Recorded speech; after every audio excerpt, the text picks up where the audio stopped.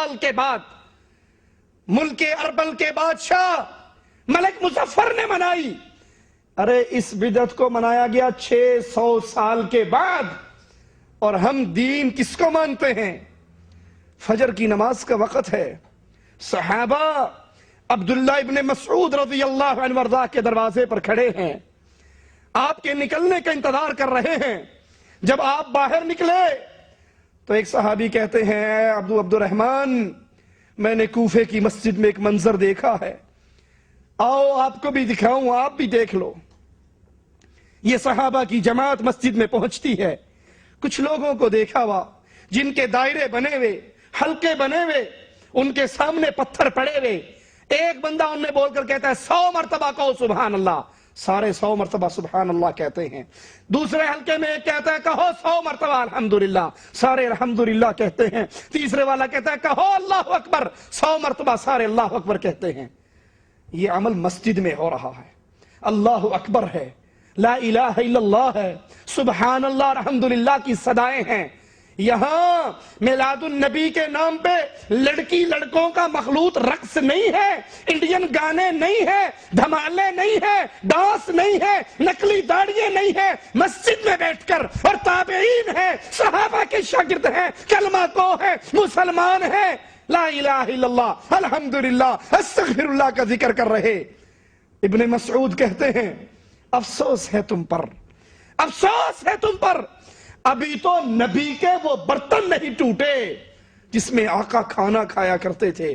ابھی سے تم نے دین اسلام کے اندر نئی بدعتوں کو داخل، نئے کاموں کو داخل کر دیا.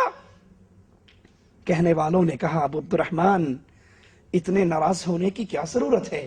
ہم تو اللہ کا نام لے رہے ہیں، ہم تو تسبیح اور تحلیل کہہ رہے ہیں، ہم تو اللہ کا ذکر کر رہے ہیں. کہا اس سے بہتر تھا کہ تم اپنے گناہوں کو گنتے، اس سے بہتر تھا تم اپنے گناہوں کو گنتے، اور میں ضمانت دیتا تمہاری نیکی برباد نہ ہوتی. اور ایک روایت میں ہے کہ ابن مسعود نے پاؤں کی ٹھوکر سے ان کنکریوں کو بکھیر دیا.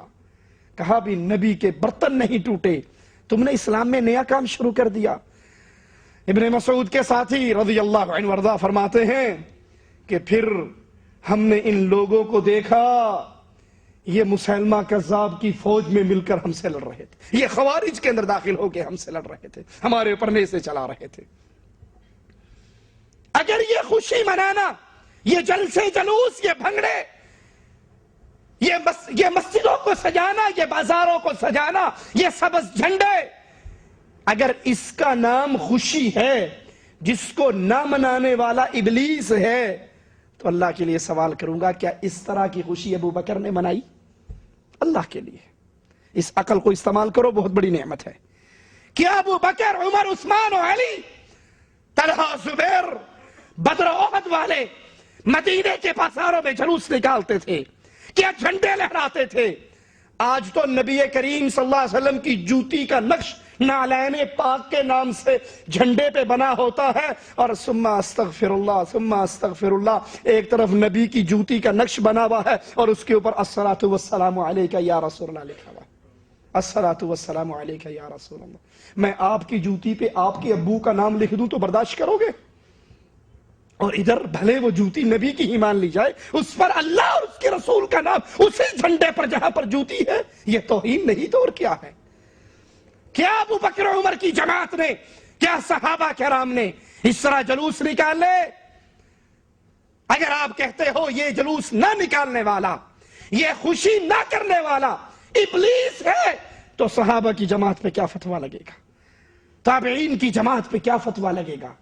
اس جماعت کے بارے میں کیا کہو گے جس کے بارے میں قائد اعظم محمد الرسول اللہ صلی اللہ علیہ وسلم نے فرمایا تھا بہترین زمانہ میرا، پھر میرے بعد آنے والا، پھر ان کے بعد آنے والا.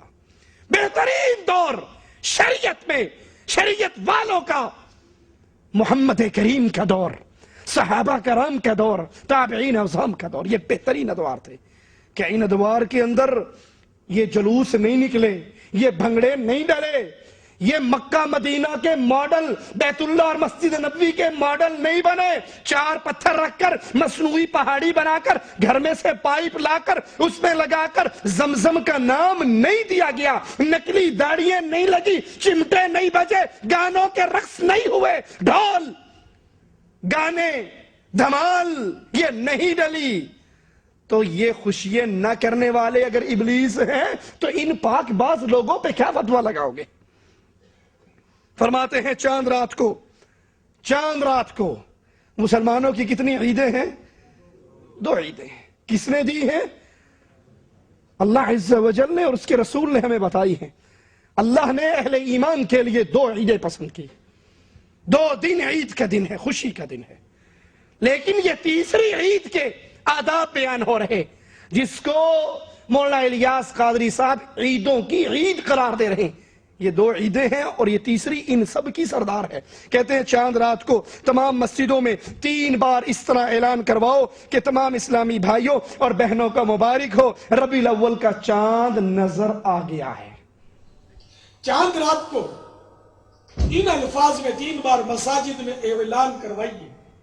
ربیع الاول کے چاند کے نظر آنے کا اعلان خوشی کے طور پہ کہ مبارک ہو سب کو۔ کیا حضرت بلال نے یہ اعلان کیا؟ ارے تم بلال سے بڑھ کے نبی سے محبت کرتے ہو؟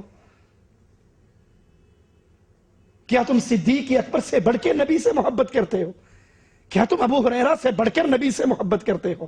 وہ ابو ہریرہ جو فرماتے ہیں لوگ کام کاج کے لیے چلے جاتے تھے اور میں نبی کے دروازے سے نہ اٹھتا تھا کہ کہیں یہ نہ ہو میں کہیں جاؤں نبی اپنی زبان مبارک سے کوئی حدیث ارشاد فرمائے اور ابو ہریرہ اس سے محروم ہو جائے۔ کیا تمہیں ان سے زیادہ پیار ہے؟ کیا کبھی صحابہ نے 12 ربیع الاول کا چاند دیکھ کر مسجدوں میں یہ اعلان کیا؟ اپنے گھر، دکان، مسجد پر 12 عدد یا کم از کم ایک سبز جھنڈا یکم ربیع الاول سے لے کر سارے مہینے لہرائیں۔ اپنی مسجد، گھر، دکان، کارخانہ وغیرہ پر 12 عدد ورنہ کم از کم 1 عدد سبز پرچم ربیع النور شریف کی چاند رات سے لے کر سارا مہینہ لہرائیے۔ حدیث سے ثابت ہے۔ کس صحابی نے لہرایا؟ نبی نے کس کو جھنڈے بنا بنا کر دیے؟ اگر یہ جھنڈا لہرانا ثواب کا کام ہے، اگر جشن عید میلاد النبی ثواب کا کام ہے، اجر کا کام ہے، تو بتائیے اجر و ثواب کی باتیں تو محمد بتا کر چلے گئے صلی اللہ علیہ وسلم۔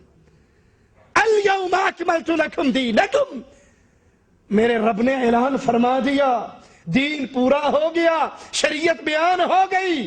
اگر یہ اجر و ثواب کی باتیں ہیں تو یہ آپ کو آج کیسے پتہ لگی؟ نبی کے دور میں یہ لوگوں کو کیوں نہ پتا تھی؟ بس، ٹرک، کار، رکشہ، سائیکل پر بھی اپنے پلے سے ایک جھنڈا خرید کر ضرور لگائیے۔ بسوں، ویگنوں، ٹرکوں، ٹرالوں، ٹیکسیوں، رکشوں، بھیڑیوں، گھوڑا گاڑیوں وغیرہ پر ضرورتاً اپنے پلے سے پرچم خرید کر باندھ دیجئے۔ اپنی سائیکل، اسکوٹر اور کار پر بھی لگائیے۔ سگے مدینہ الیاس قادری عطار اپنے گھر پر بھی سبز جھنڈا لگاتے ہیں۔ الحمدللہ سگے مدینہ وفی عنہ بھی حتی الامکان اپنے مکانے بے نشان پر سادہ جھنڈے لگاتا ہے۔ مولانا صاحب ہم آپ سے ایک ہی سوال کرتے ہیں، آپ اپنے گھر پہ ایک جھنڈا نہیں 1000 جھنڈے لگا لیں، لیکن ہمیں نبی کی کوئی ایک حدیث بتا دیں جس میں نبی نے اپنے گھر پہ جھنڈا لگایا ہو، نبی نے اپنی بیویوں کے گھروں پہ جھنڈا